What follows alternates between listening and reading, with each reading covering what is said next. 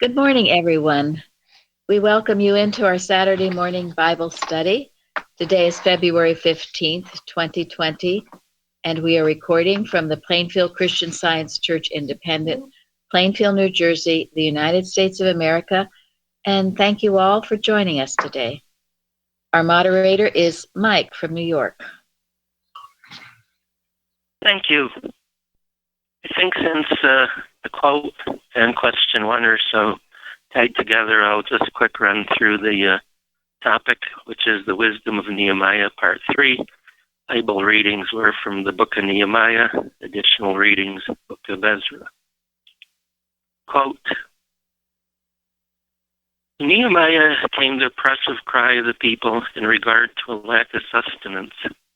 Hearing their complaints of the selfish exactions of corn, money, and usury by the nobles and rulers, Nehemiah was righteously indignant and administered a sharp rebuke to this selfishness and greed.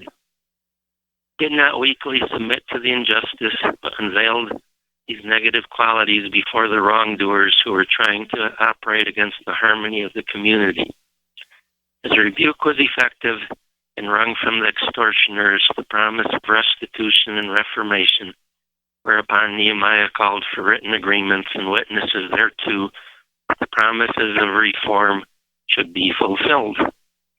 All earnest working Christian scientists have divine rights as children of the Lord of the whole earth, and these rights surely include all that is needed to sustain them in God's service. It is theirs to demonstrate the all-sustaining principle by bringing the first fruits of their increase to the church.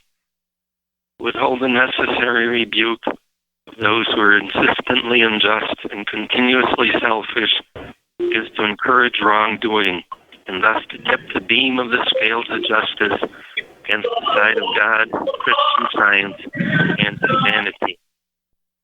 And this was from Protection in God's Work by Ernest C. Moses, Christian Science Journal, March 1912. Thank you. Yes, good. Yeah, we didn't get that exact And there was one sentence that you didn't read that I think is worth reading, which says in the middle there, many earnest servants of God are robbed of their just proportion of the fruits of the earth, or of their industry, which should provide the sustenance to which they are entitled, because the necessary firm rebuke to selfishness and greed is withheld. Our forefathers did not withhold it, and neither have many other Christians along the way withheld it, for which we can be very grateful. Thank you. Yeah, thank you. That was a really good quote. One error just make it missing. Yeah. Yes.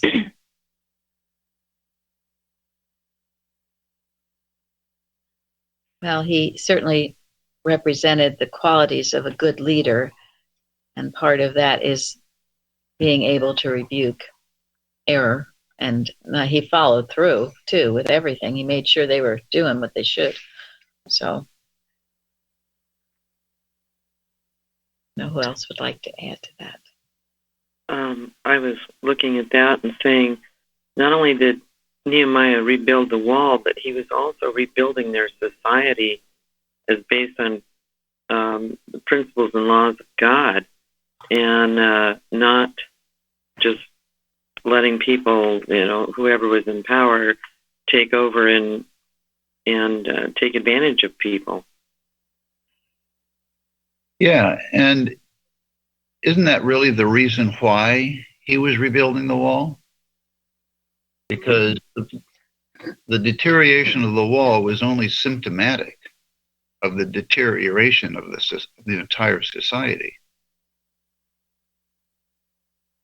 Yeah, from within. Yeah, from within.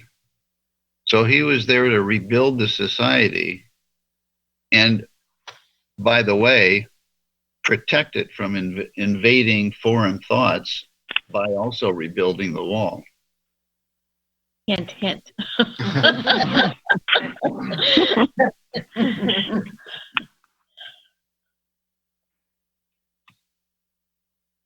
There's so many lessons in the Bible, and I think it's partly why people don't want to read it anymore. They don't want to hear what it has to say, because it does rebuke a lot of things. Trying to study Jefferson and figure him out, because he did believe in God, and he had a lot of good ideas, but obviously, and many I think there were things about him that he liked to do that he didn't go in accord with the Bible. So, and isn't that true of many people? They want to have their selfish lives or their immoral lives or whatever else, and they don't want to be reminded in the Bible that that's not God's way. And so let's get rid of the Bible, or let's change the Bible. What did somebody sent me? Maybe it was Parthens, that the Bible and the Quran were being rewritten. Oh, yeah. I sent you that. By communist China. Yeah, by communist China. And they were rewriting it to follow a socialist agenda so that it would go with their government policies. We have to be so alert today with what's going on in our country and not be fooled. And if you are a real working Christian Scientist, you cannot be fooled. And if you're studying the Bible and Mrs. Eddy's works, you cannot be fooled. Because this do-goody and this idea that would draw people away from having our own individual rights, which is what our country is based on, not big organization, not in our church, not in our government. It's very, very dangerous. As we found out, and probably if I hadn't been through all I'd been through, I wouldn't feel so strongly about certain things. But I saw things firsthand. And I also saw the operation of a strong leader who rebuked and who didn't hold back, who was not politically correct, but who was willing to stand and face the heat and the fire. And it's really, I would say, the most important reason as to why we are still here today. It's nicey stuff, just does not wash. I wanted to be that way with all my heart. I did. I wanted to be a nice person, a loving Christian Scientist. Does not work. Tried it for years, was miserable, walked on, anxious. I had to learn to be tough, a Christian warrior, and not just trying to please people and be a goody two-shoes. Well, from the little I saw, I felt that she also defended individual rights, stood firm with that. No one was second class, and was a clear example of the standard that people should follow. So that was a great example. Certainly is.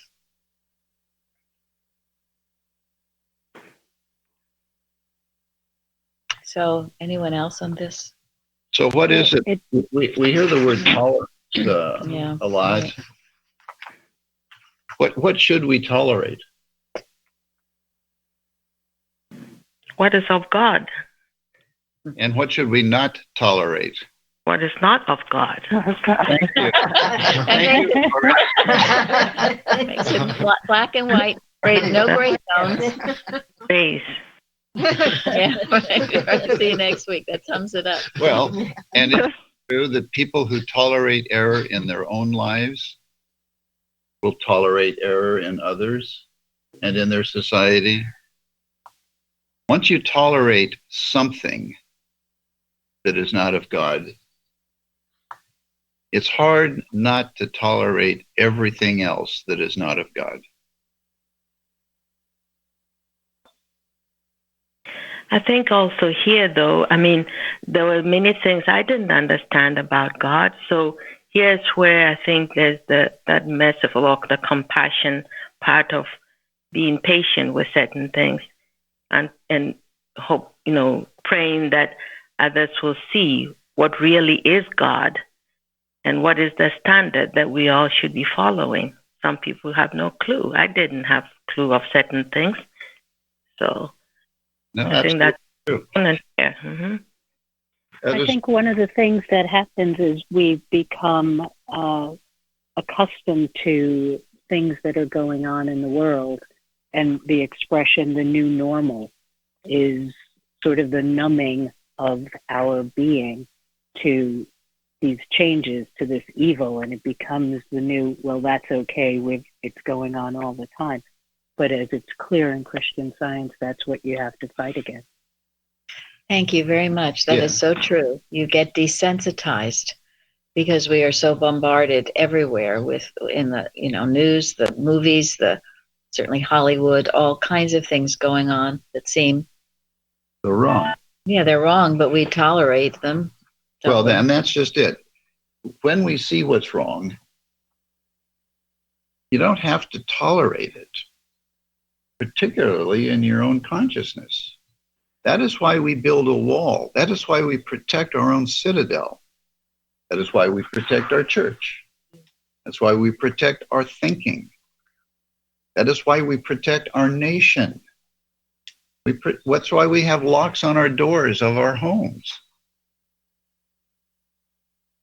We have to protect, as Florence said, what is of God. And yes, there's a lot that is not of God that appears to be going on in this world. But that is for us to handle, not tolerate. And not be part of. And not vote for. And remember the prayer that Jesus prayed for his disciples and for those who would follow in their footsteps. He prayed not that God take them out of the world. They are in the world, but they are not of the world. And God prayed that they be saved from the evil. And that is how we protect our own thinking. And that is how we protect our church, our homes, and our nation, if we wanted to keep it. You see, in this story of Nehemiah brings out they were attacked from the outside, but as Florence said earlier, now the attack was from within. From within. And reading this, I thought, oh my goodness, we've gone so far down the chute. But I can't think that really. It's not the truth. And if all of us maintain the right standard and know the right from the wrong, it can save everything. And it is saving everything, because it's all a matter of getting things into focus and seeing the truth about the lie. One wise man saved an entire city. Yes. Yeah. One wise church can save an entire nation. And if I be lifted up, will draw all men. All men. All men. Thank you. Thank you. One of the lines I liked was in Nehemiah 6, where he realizes that the person was hired to convince him to go into the temple. And he says, "Lo, I perceive that God had not sent him, but that so-and-so had hired him." And I think that just flags being on the watch, watching for the evil and not believing people who are saying, "I'm acting of God," but really looking to the reality. Exactly. Yes. Yeah, and it's God that's going to guide you and give you the warnings, just like that. The news certainly won't. They're trying to mesmerize you into thinking right is wrong and wrong is right. The media, the yellow journalism, that's why Mrs. Eddy started the Monitor, but now that is even now that's been denigrated. Mm-hmm. So we count on our spiritual sense and our understanding of the Bible and science and health. It will lead you right, but you have to study it and know it. As I said on Wednesday night, for it is written,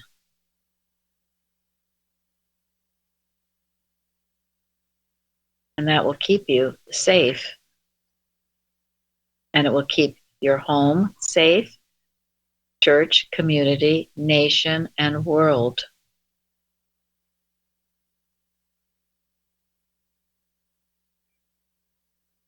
Okay, Mike. Okay, Mike. Yeah, let's get into the more specifics about this. So, question 1, how were the rulers and nobles of Jerusalem treating the people they ruled, and how did Nehemiah react to the situation? And that was Nehemiah 5, 1 through 19. Well, the people had mortgaged their lands and houses and had to borrow money just to live and were mightily oppressed. The nobles and rulers had no compassion. Matthew Henry in his Bible commentary said, if you walk in the fear of God, you will not be either covetous or of worldly gain or cruel toward your brethren. Nothing exposes religion more to reproach than the worldliness and hard-heartedness of the professors of it. Thank you. I just have to add quick to that is that the reason they were mortgaged, it was because the way the laws were created, it created a situation where the people were trapped into the mortgages and then trapped into losing their land and trapped into having to sell their children into bondage.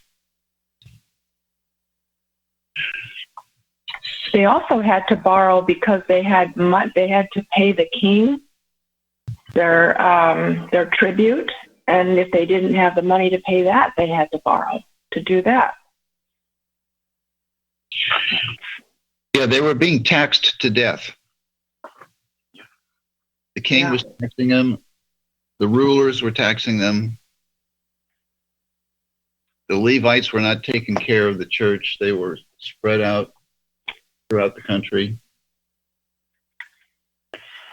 That is why politicians who promise everything free college, free whatever, is it free? Who's paying for it?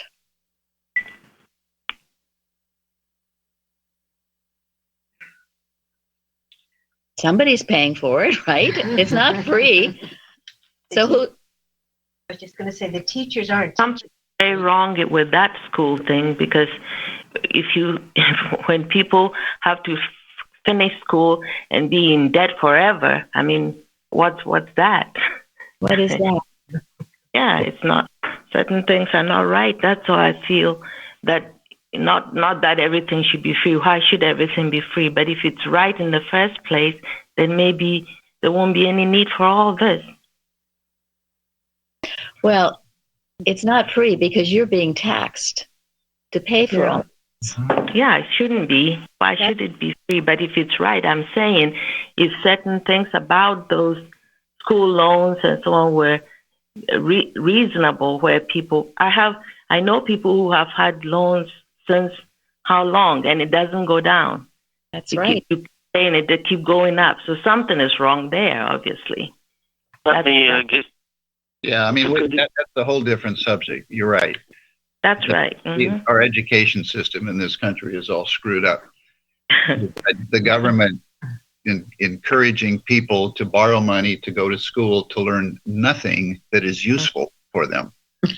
And then they graduate and they have no useful skills and they can't get a job and they're in debt. So, I mean, it's all stupid from a society standpoint. And it violates everything in the Bible that relates to financial responsibility. It is not of God. So, I mean, and the same thing was going on in Nehemiah's day. People were having to borrow money to pay off the rulers, the king. And then the bankers were extracting high interest rates. And people couldn't pay, they took their land, they took their animals, they enslaved their children. Just so they're It going to. seems that there's less of a rebuke to the people who are doing the enslaving, interestingly. And as I was reading it, it seems that they've almost been dismissed as that's just the bad, that's just the error, but you should know better. You need to be protected from making these payments. I didn't really get a sense that there was a lot of rebuke on the people who were charging this extortion. No, there wasn't. They were Until Nehemiah came along. Right, and this is exactly correct, because this is an example that I keep going through, is the whole thing with the American farmers. I mean, the whole thing is rigged to extract money and then the land away from the people. It's a rigged system, and it's intentionally put into place to put people into debt, to be beholden to the other people, to enrich them. And it's not anything by chance. It's completely stepping away from God's laws, because there are many places in Leviticus and I can't remember where the other one was, but you don't cheat on the scales, you don't cheat on the weights for the scales. You pay the person that evening, you don't wait till the next day. There's a whole system, and the system that I saw with the farmers is exactly what's laid out here in Nehemiah. Was first they talk you into raising more, and then they pay you less, and then they, so there's a difference between giving a person a minimum price that everybody has to pay to that person if they're buying this food. There's a difference with giving a broke farmer money, which I am totally opposed to. So it's kind of like a minimum wage. There needs to be a standard set and solid. And this is why our electoral system is so important, because evidently people have been sending me things that it is under threat, that people want rule by majority, which of course the founding fathers would have, and they are rolling over in their graves, because the farmers and all those in the middle America would never be represented if we have rule by majority, just the eastern big cities. So these are all tendencies and ways that we are, and western cities, that we are drifting from principle, and we must be watchtowers and working and praying to make sure this does not happen. Rule by majority is not. It's not a democracy. It's not a republic. It's not a republic. No. And you can get mob rule. But the thing is that the rule has to come from God, completely from the Bible, because the interesting thing is that what happens is that the representatives in the rural areas actually get bought off. We could never get any place with our local representatives. When we went to New York City, people are going, what? I mean, the representatives from New York City are going, what? You're being paid less than it costs you to produce your milk? I mean, what's up with that? And we're going, that's our point. So it's people get targeted, the representatives get targeted in those areas, and then they get bought off, and that's the problem. These people in Nehemiah's day, the rulers and the nobles, they were bought off by themselves or whoever. And that's why our founding fathers established a republic and that's why it was really a revolution, because it was based first on the sanctity of our individual relationship with God. Because if everybody obeyed God's law, we would need no other government. Amen. Thank you. And that is why the original concept of the Federation of the United States was very extremely limited government intervention in people's lives. Because all of these problems that we're talking about, that Mike is talking about, are created by government intervention. These people had all come from that, and so they knew. They knew. They knew. When King George wanted to extract 10% or 20% or whatever, people were enraged. And now we're paying a lot more than 20%. Most of us. We should be enraged as well, because it's not of God. And all of these other problems that we've enumerated this morning, people borrowing so much money to go to useless schools, farmers not getting paid enough for their crops, for their milk, it's all the result of government intervention. We only need God's government. And that is why we need to protect our homes, our churches. A wise nation will save the world if we would be wise. This is what Nehemiah was up against. So to boil it down, there's the difference between being ruled by a human government and what Nehemiah does in this book is he reenacts the government of God. Yes, because Jerusalem had lost God. They had lost God. And they had all these problems, symptomatic of which was they didn't give a darn about their wall. They didn't want to protect themselves from evil influences. They had already given in to them. And their society was going down the toilet. Didn't care about their fellow beings either. They didn't care about one another, no. And that's a sad state to be in. And it took the rebuke of Nehemiah, which was a righteous rebuke. This was not anger or an emotionally driven thing. It was divinely driven, and it was very strong and had the strength of God behind it. And because of his rebuke, the result was the people were united. All of them were united. And when they were united under God, under the rule of righteousness. And they achieved a tremendous thing. They were able to secure their buildings, their cities and their homes and whatever against the outside influence. It's because they took care of the inside influence too. And they were united. The rulers and the nobles forgave the debts of those who were indebted to them. And then they had a party where they all emptied their pockets.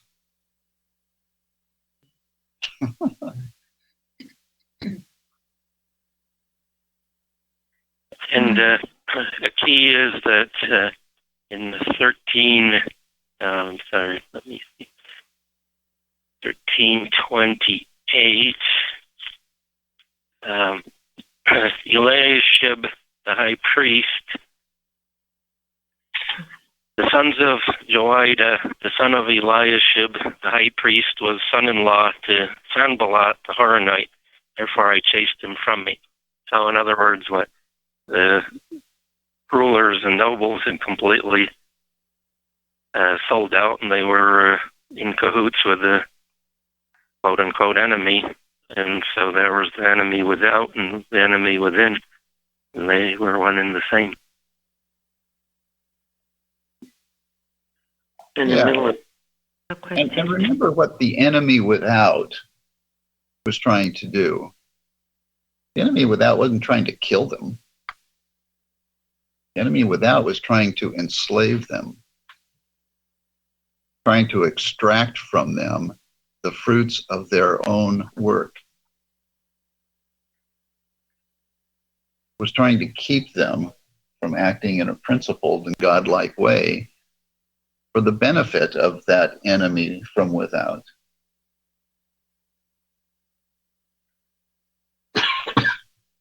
And the enemy without, was trying to treat them reasonably well. You know, had a smile on the face.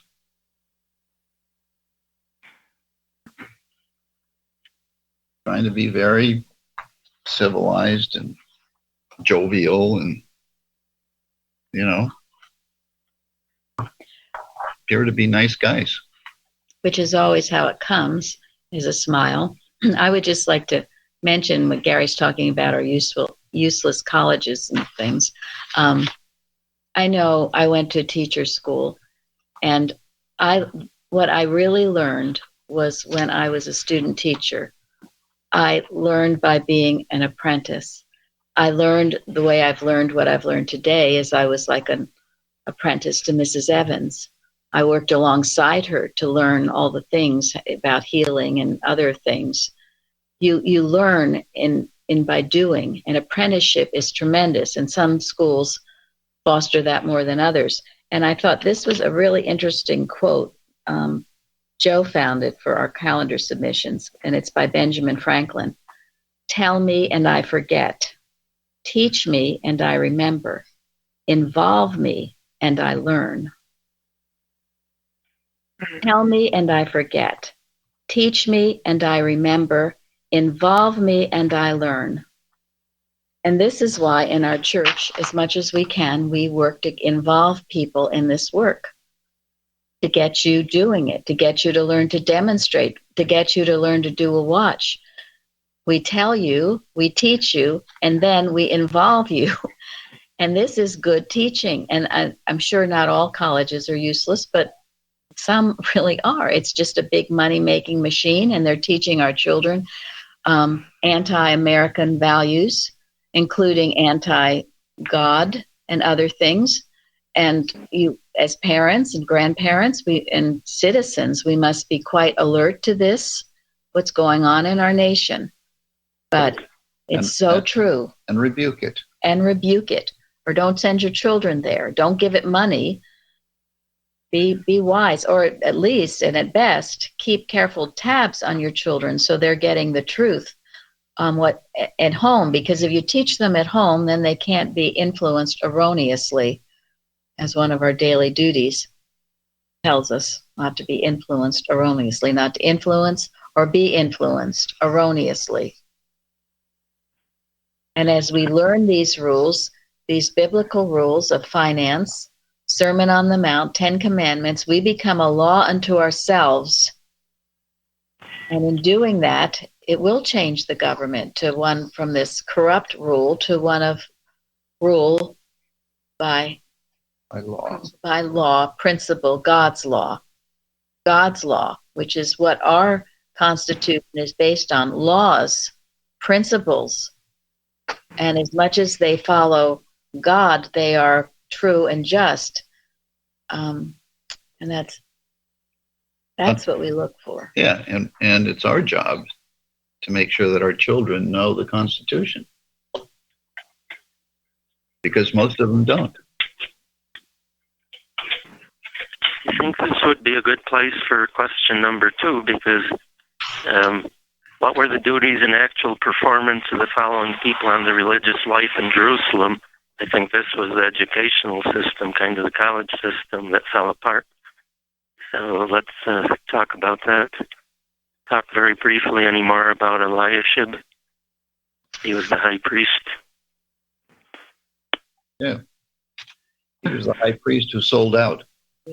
Mm-hmm. He deceived by Tobiah. Yeah. Willingly. Yes. Just He corrupted. They were all in cahoots. It makes me wonder, though. I mean, to what extent was he respectful of what had been done, the preservation of the sacredness of the temple? I mean, he was a spiritual leader and could so, willingly go in, allow Tobiah to clear what was there and allow him to occupy the place. I mean, I question. Kind of reminds me of the Christian Science Board of Directors. Exactly. They had allowed the church to become a human organization. They lost God. I mean, part of this is Ezra. Where was the law of Moses? Nobody knew it. They didn't even know where it was. It was written down somewhere and it was lost. So you can bet that it wasn't taught in their schools, in their synagogues. And we have mentioned originally in our colleges, certainly the Ivy League colleges, what were they taught, Gary, originally? Well, originally, it was the entrance exam consisted of how well you knew the Bible. I mean, that was a requirement for college admission at Harvard and Yale and others up until about 125 years ago.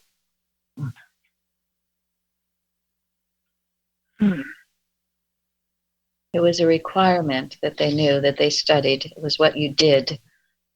You knew the Bible, you knew the principles.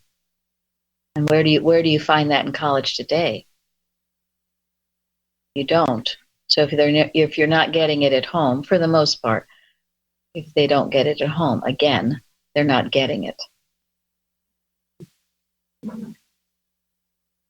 And what better offering do you have your child than to teach them the principles of the Bible, and science and health, of course, to stay with them all their life. It's far greater than, trips to Disney World and other things. And yet, it's taught otherwise. It's taught otherwise. So what was Ezra's role before Nehemiah got to Jerusalem? Well, how was he operating?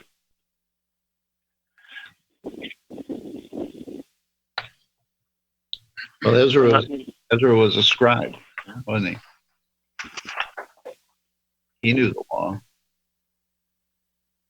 And when he got there, he was appalled that nobody in Jerusalem knew the law. Or apparently didn't live in obedience to it.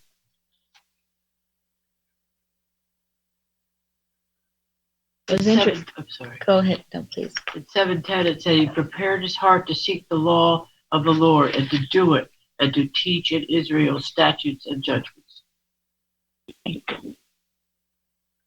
And it was interesting too because at first he blamed himself, or he blamed why he imposed this upon the people, and that's always I find that sometimes a struggle because we can't impose it upon people. We have to know that it's written in the hearts of all men, that it's the holy affections implanted in the heart, the definition of regeneration. Holy affections implanted in the heart. That is God's work. And to know this about our family and nation, world, about everyone, everywhere is so hugely important.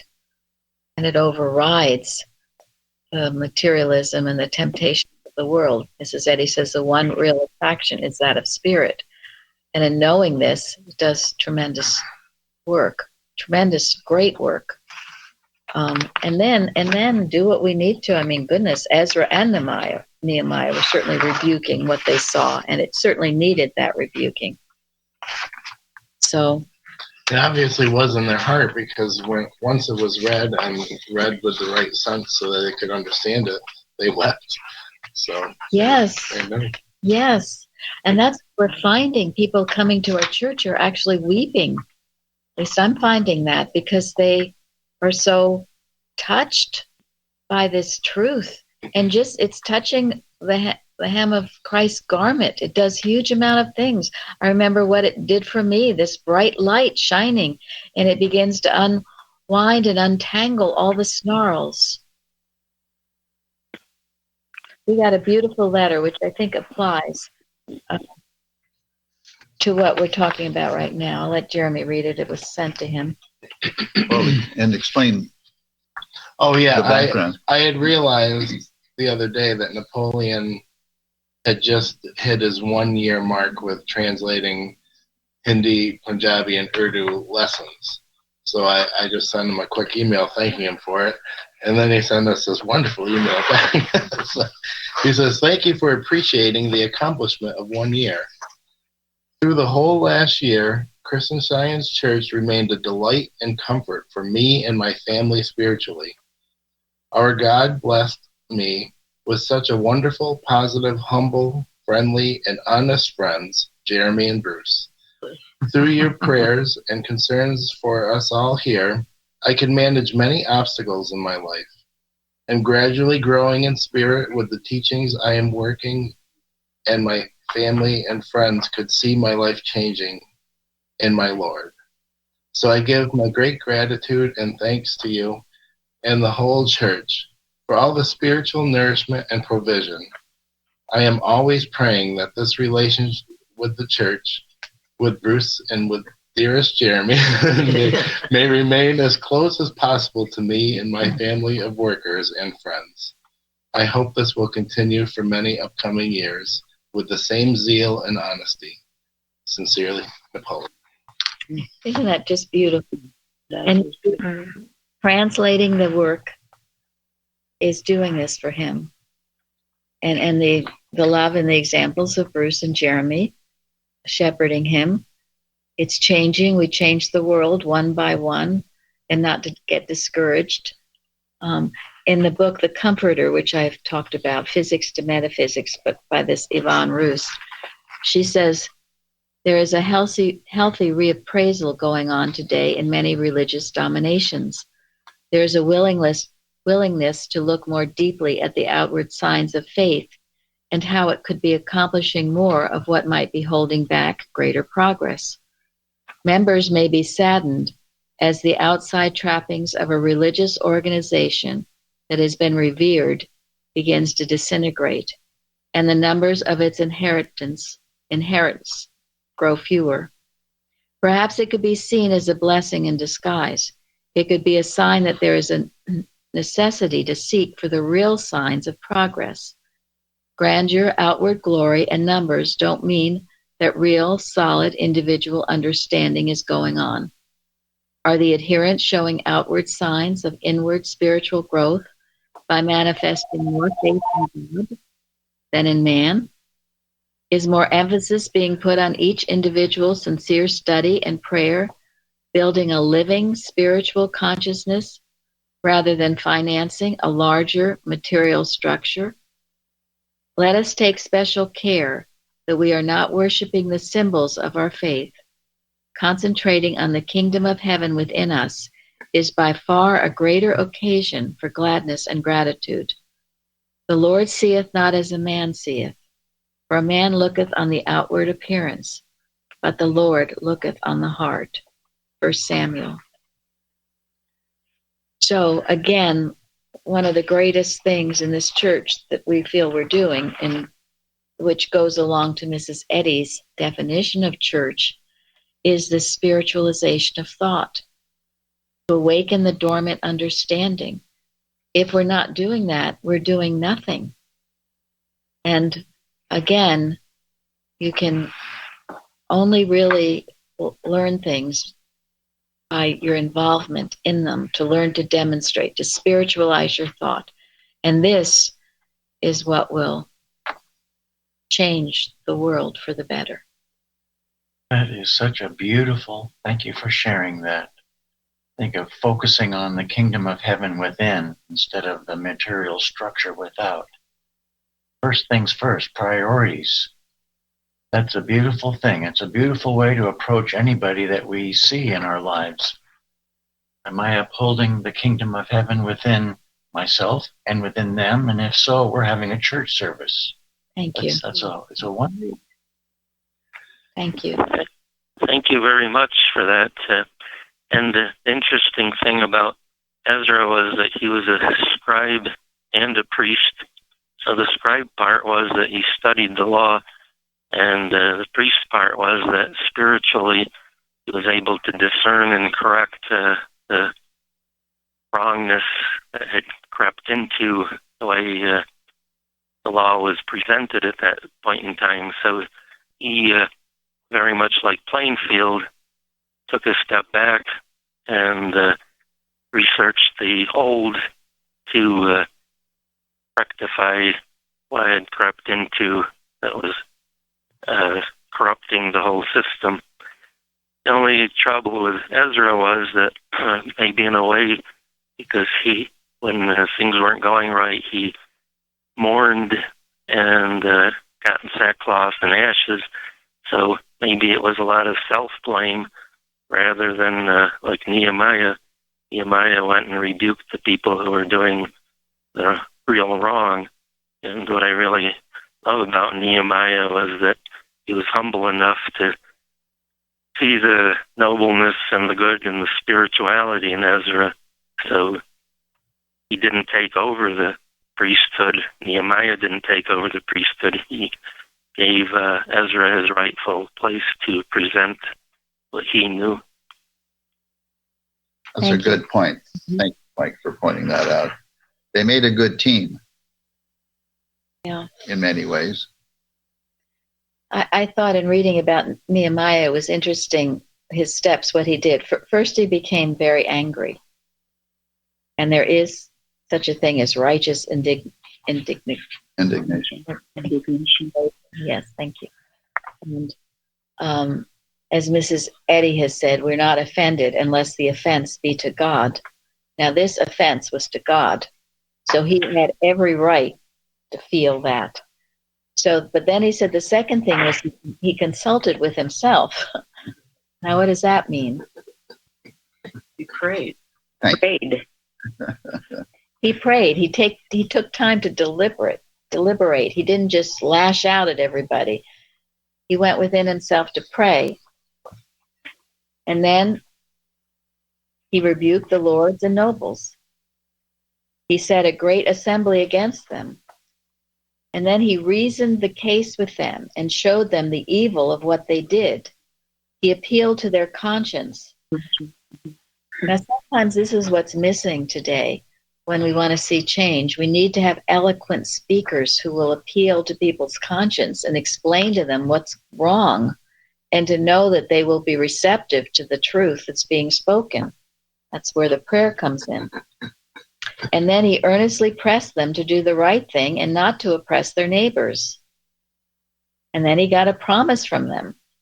And he sent them a priest to give them an oath. They had to swear they were going to behave themselves. He followed through. He didn't just say, okay, we'll go do this. This is almost like you would treat a child or an unruly child, all these things. Absolutely. You make sure it's done.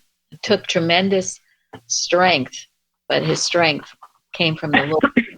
And Nehemiah says that about strength, and strength being in the joy of the Lord. He cared deeply, and that motivated him. Love inspired, designated, and led the way for Nehemiah. Definitely, because he was really comfortable where he was. He could have stayed there and went just fine. Yes, that's right. There he was, a cupbearer for the king, right? He was, yeah. And that's how such correction makes the difference, the lasting impression or difference in unity. If that's the appeal to the conscience, how can it not last? Right. It changes one. That's it. So if you haven't done that, you haven't done it. A man convinced against his will is of the same opinion still. You've got to appeal to that goodness within inside them. That's what we talked about a couple of weeks ago about in teaching. You're not really teaching, you're causing them to remember the truth, reviving their remembrance of what's already in them. I can't remember the exact quote, but it goes something like, if you want to go sail on the ocean, you don't first have to teach people how to build a boat. You have to just instill a love for the sea in them, and then you can all work together to get out there. It's so true. It's a love. Love inspires, designates, and leads the way. Thank you. So are we to the Levites now?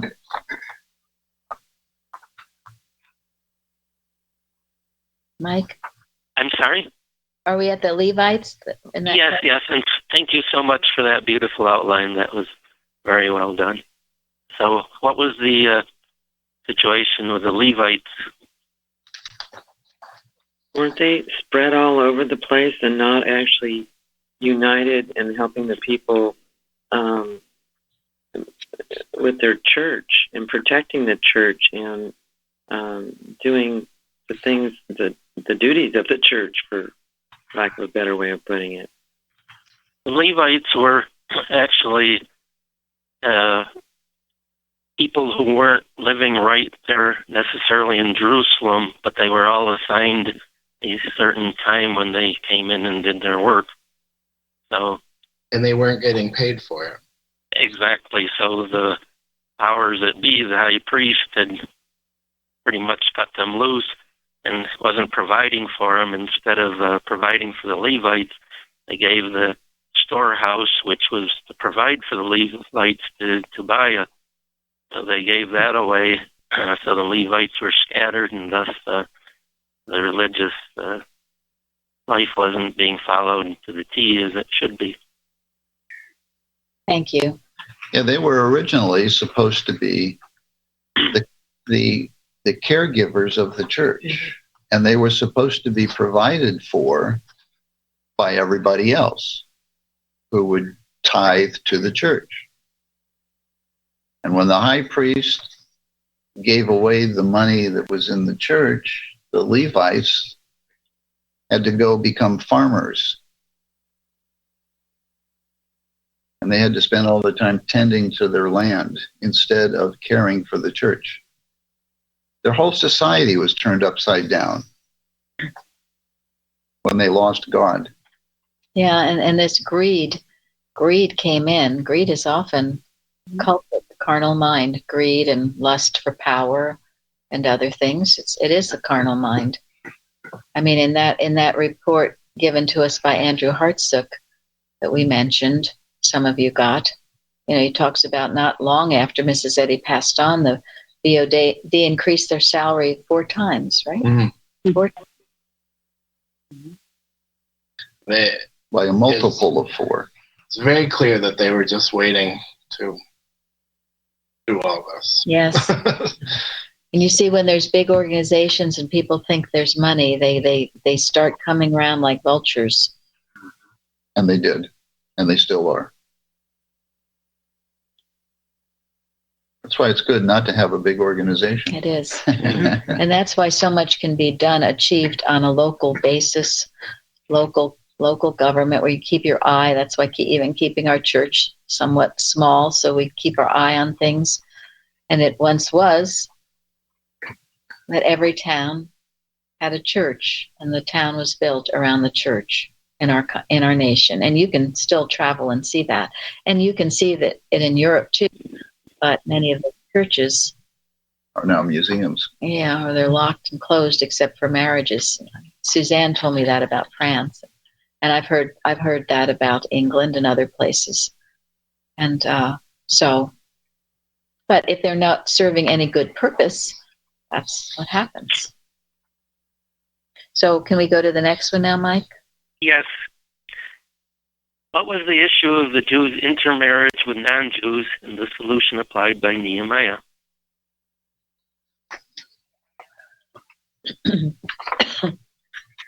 Well, the issue was the children didn't know Jewish law, they didn't know the Jewish language, and they were useless to carrying on God's cause.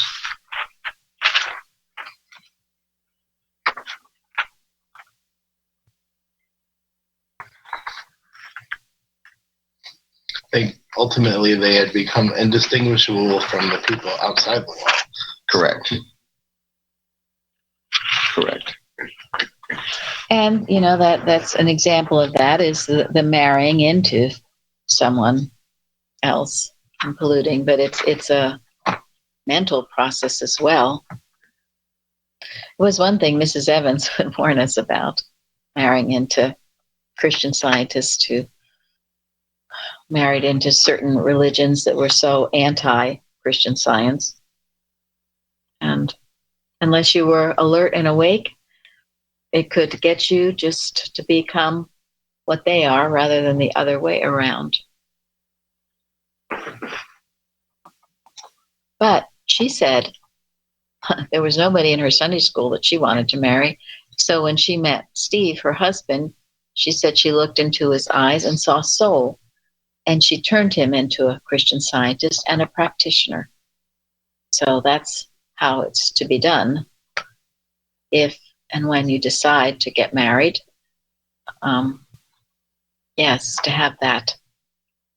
The person and God and the person. God is always in the middle of any relationship, or it's a difficult one to. And the best thing we can do for our children, I think, is to instill that in them, that God will direct them to their right friends, mates, if that's the case. And the only advice I ever gave our daughter in that regard was having no husband is much better than having a bad husband.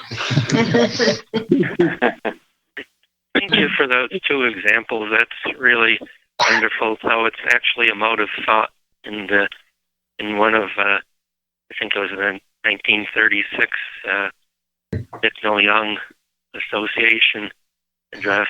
He talks about Roman Catholics becoming Christian Scientists, and his point is that when they decide to become a Christian Scientist, they're no longer a Roman Catholic, so it's a mental state. And that's also the example of Ruth in the Bible, is exactly what Mrs. Singletary was talking about, that Mrs. Evans was judging her husband by his spirit, not by some outside label. Thank you. That's exactly right. Mm-hmm. Because there are, the name, it's just the name doesn't do it. I've seen examples of that too. Christian Science doesn't mean. Absolutely. Absolutely. Yep. No, Mrs. Evans kind of made it clear that better to look elsewhere. I mean, and she was right. If within the organization, unless they have the true sense of science, so she found someone who had soul and converted that person to a fine working Christian Scientist. And she used to always tell us, because science churches have been known to just be a church of old ladies, to see your husband in church. And so it was and is. You don't accept the fact that they're going to mock your religion and not accept it and not come to church. But no, you see them in church and you get them to become a working scientist. Why not? That's our job. If we don't do it, she would say our husbands, our children are our scoreboard. That was tough words sometimes. We all were greatly humbled by that. All of us. All of us were greatly humbled in more ways than one. Mm-hmm. But nothing is impossible to God. And what Jesus said to his disciples was, what may seem to be impossible to man is possible to God. So it's not up to us necessarily to convert, but our example and our faithfulness and our love would melt any opposition to the truth. Thank you, because it's always just a misconception. If they really knew what God is, how could they oppose life, truth, and love? Me being here is proof of that. So. Yeah, I mean, he was anti-everything, atheist, and certainly didn't want to be a Christian Scientist, right? I didn't want one thing to do with any church anywhere. And now I am the mega church. God has a good sense of humor. You can't breathe without it. Absolutely. It might not be a mega church, but I completely understand and follow what Jeremy is saying, because I was the same way. Yep. But I can't resist the true Christian Science God. It is just so beautiful. Thank you. Well, I just heard on the radio yesterday, I believe it was, the guy was saying that when you realize there's a hole in your heart, you can either fill it with God or you can fill it with like fear of climate change and all that stuff. So, and how much better to fill it with God. So I thought that was a very good thing to hear on the radio. That's It's wonderful. true. I know. The secular people are just so afraid of everything. You know, they send their children to school with helmets on. They're afraid of all kinds of things. If you don't believe in God, it's pretty scary out there. So. And God is the one thing that can solve the fear of climate change. Nothing else can. Well, that's just it. Thank you very much. Is the first economic force, or is it governed by God? That's the basic. And this I think that leads us to the last question. Why did Nehemiah have the public reading of the law of Moses? So the people would know what the law was. They didn't know. They're not ignorant of their rights and what their duties are to God. Florence? I think, I read that, he did that because those who would come would be people who really wanted to hear the word of God, because it went on for about 6 hours. And it obviously then would take someone who really wanted to hear this.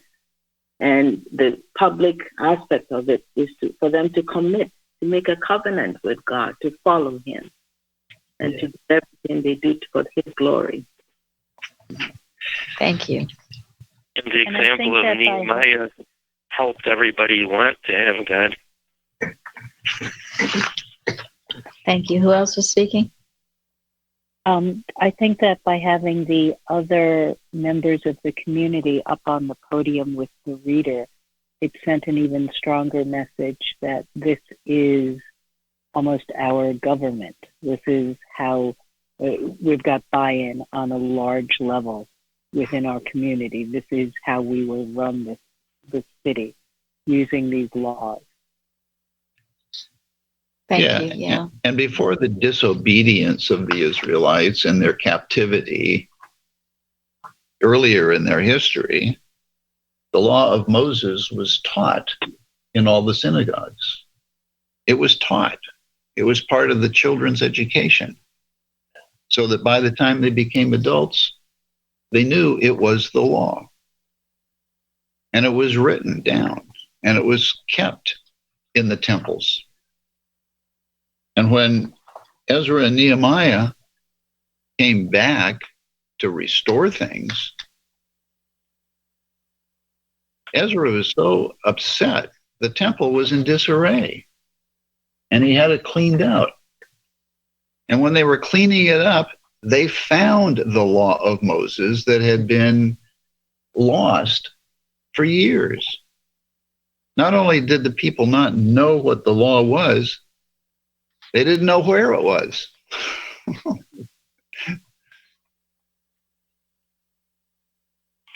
I was thinking, when we visited the Mother Church Center, which I've been calling the Cement Center, that's certainly how we felt. It was being about to see what has happened there. But we are rebuilding that wall. And in that book, The Comforter, she talks about walls meaning praise. It's she quotes, I think, Isaiah about that. And that's the spiritual sense of these things.